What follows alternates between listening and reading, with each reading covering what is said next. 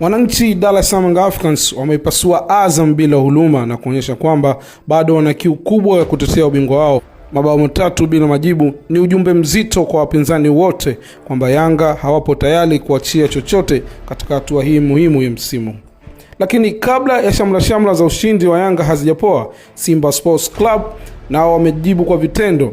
Wekundu wa Msimbazi wameitandika Mtibwa Sugar mabao 3 bila majibu na kuendelea kuonyesha kwamba bado wapo kwenye mbio za ubingwa. Sasa kila timu inaangalia mechi zake zilizobaki kama fainali ya maisha na kifo. Hakuna nafasi ya kufanya makosa, hakuna nafasi ya kuzembea, na hakuna timu inayotaka kuangusha pointi katika kipindi hiki cha mwisho wa msimu.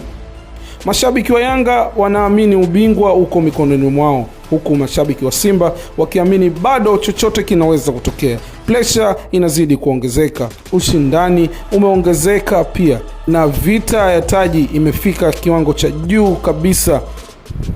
Kila ushindani unaongeza matumaini, kila bao linaongeza pressure kwa wapinzani, na kila dakika inayopita inazidi kusogeza Tanzania kuelekea kumpata bingwa mpya au bingwa mtetezi.